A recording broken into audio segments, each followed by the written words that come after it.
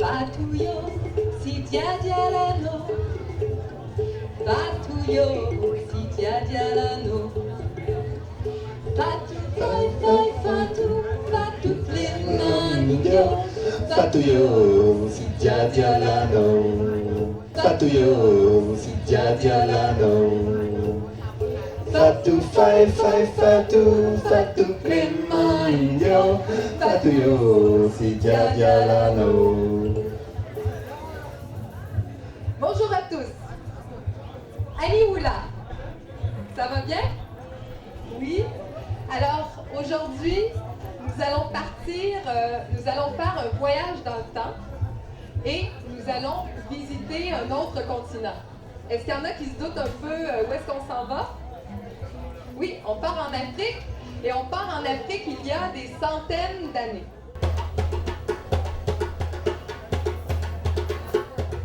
Alors, c'est un bout de tissu qui peut être petit ou grand, mais qui est toujours fait avec beaucoup d'amour et de savoir-faire. En fait, le bogolan, c'est une façon tellement ancienne de peindre et de teindre le tissu qu'il n'y a personne qui sait exactement comment, où, quand et par qui il a été découvert.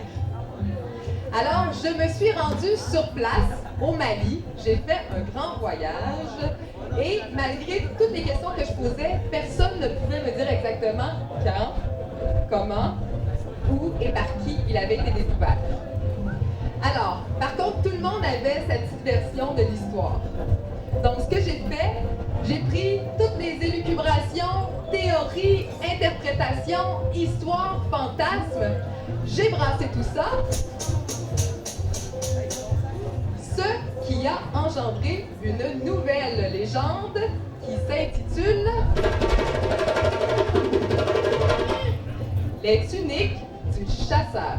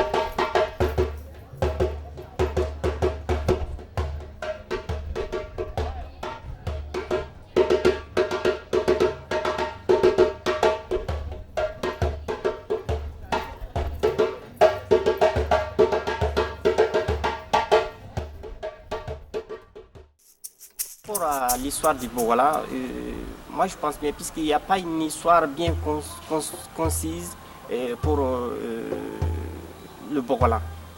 Bon, donc en ce moment, on ne peut pas vous donner si ça a commencé dans les 1800 ou bien dans les 1900. Donc pour moi quand même, je trouve que nos grands-parents dans le temps avaient commencé à faire un trempage dans le ngalama, la feuille du ngalama qu'on fait bouillir et on trempe le tissu là-dedans.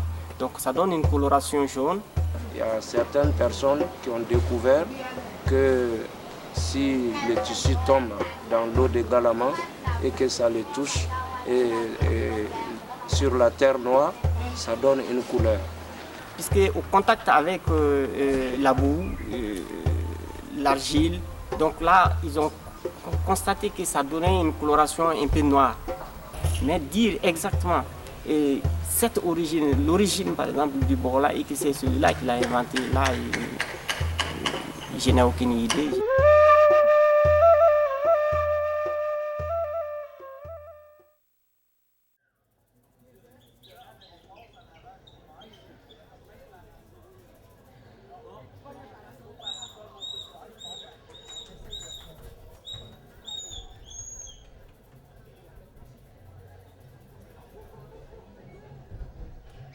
Dans un petit village, au beau milieu de la brousse,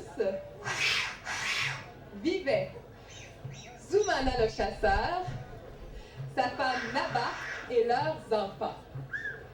Zumana était un personnage très aimé et très respecté dans sa famille et dans sa communauté. Déjà, dès son tout jeune âge, son grand-père avait reconnu en lui des qualités de courage et de sagesse. Un vrai homme mondain qu'il était, fort, vif et intelligent, à l'image de son ancêtre, le héros Sunjata Keita, le concepteur de la Mandé Kalikan, la charte des chasseurs, et aussi celui qui introduit la culture et le tissage du coton au sein du royaume. Et c'est le grand-père de Zumana qui lui enseigna tous les secrets de la forêt. Comment reconnaître les plantes qui guérissent, comment se protéger des esprits malfaisants, et surtout, comment bien chasser dans le respect de la tradition.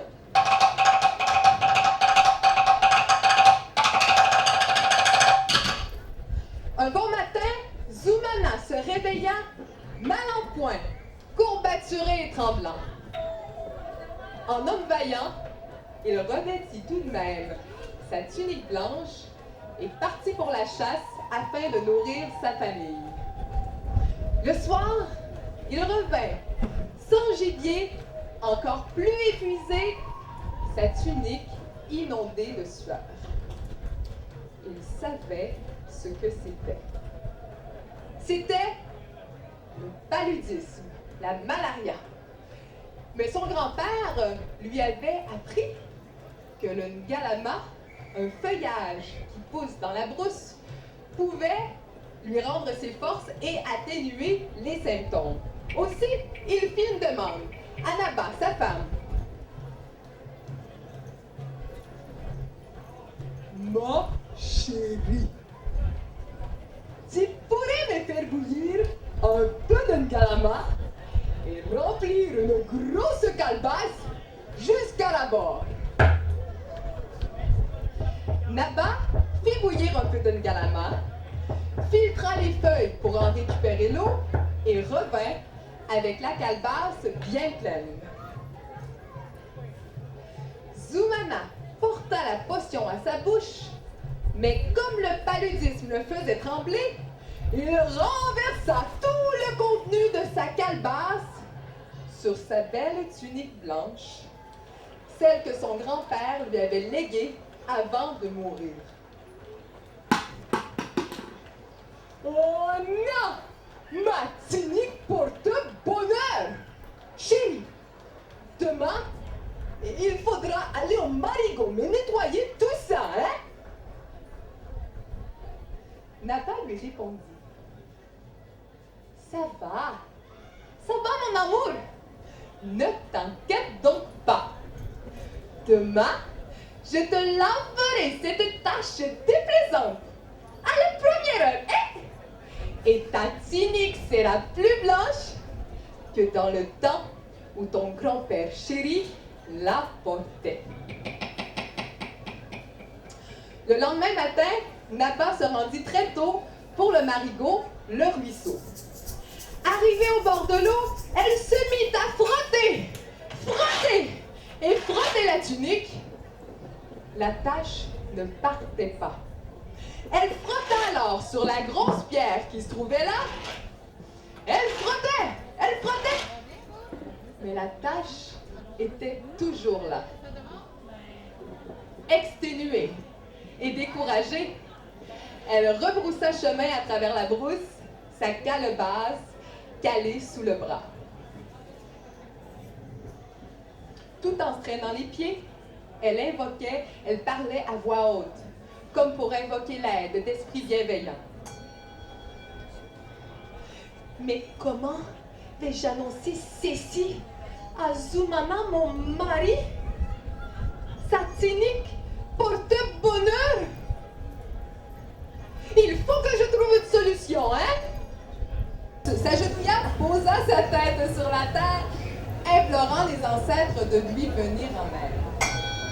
Une fois sa prière terminée, elle leva la tête et les yeux, et que vit-elle? Dans sa main, la tunique blanche de Zumana, tachée d'un galama, qui s'agençait à merveille avec la végétation séchée sous le chaud soleil. Ce fut un choc, une révélation, un immense coup de tambour entre ses deux oreilles.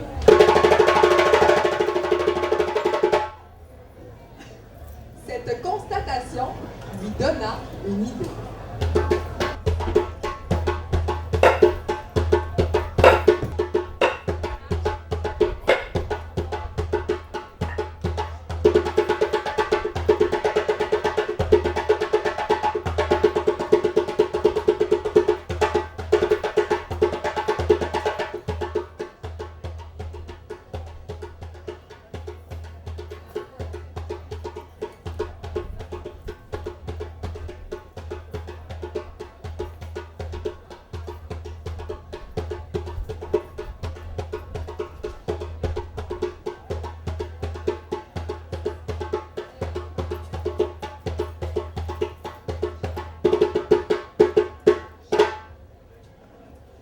Alors, lorsque son mari revint de la chasse, encore une fois bredouille, ce ne fut pas une tunique blanche immaculée qu'il retrouva, mais une tunique ocre. Oh non, hein? Mais qu'est-ce que tu as fait? Ma tunique porte bonheur! Chérie, demain, j'aimerais bien que tu ailles au marigot me nettoyer ça, hein? Naba lui répondit. Ça va, mon amour. Ne t'inquiète donc pas. Cette tunique te fera chasser comme tu ne l'as jamais fait. Quoi? Elle est ocre, comme la végétation. Ainsi, tu pourras mieux te cacher des animaux et mieux les surprendre. Zumana était un peu sceptique. Il répondit. Ouais. Bon. Ouais, ça va, ça va. Et ce qui est fait. Demain, je tenterai ma chance. Le lendemain, Zumana repartit chasser, vêtue de sa tunique qui n'était plus blanche, mais ocre, oui. Le soir, Naba l'entendit pousser des cris de joie en revenant. Chérie, chérie, c'est fantastique!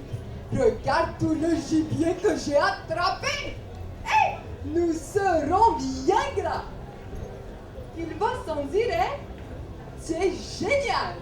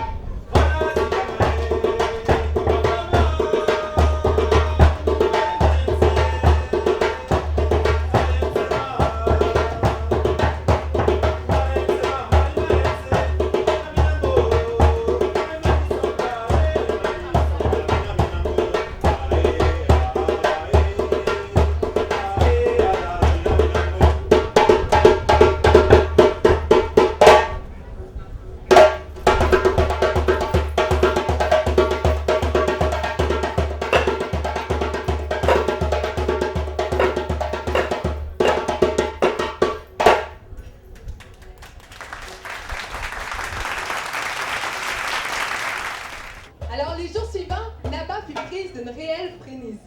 Elle interpréta la chasse abondante de son mari comme un bon présage et l'attribua au pouvoir d'une galaba. Elle trempa toutes les tuniques de Zumana dans le galama et même les pantalons. Les tuniques mises à sécher sous le chaud soleil sédentaire dansaient comme un cha-cha-cha chaloupé. Leurs tissus, leurs fibres se teintaient d'une belle couleur ocre, chaude et intense. Depuis, tenaient les épaules chargées de gibier. Ils étaient heureux, prospères et bien gras.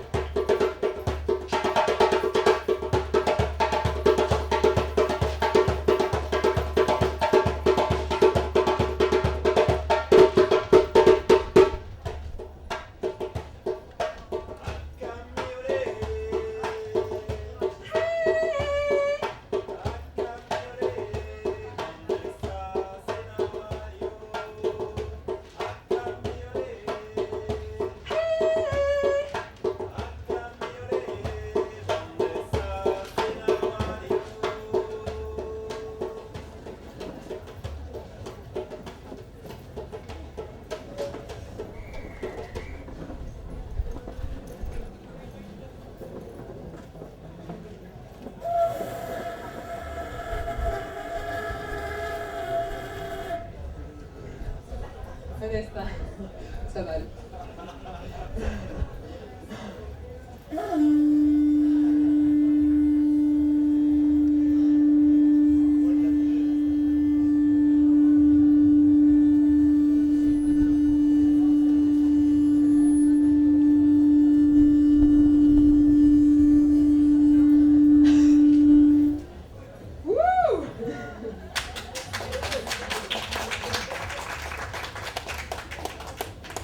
Alors, même sous le chaud soleil serein, censé rendre chaque jour et chaque soir simple et sans séisme, est-ce que vous pouvez répéter après moi?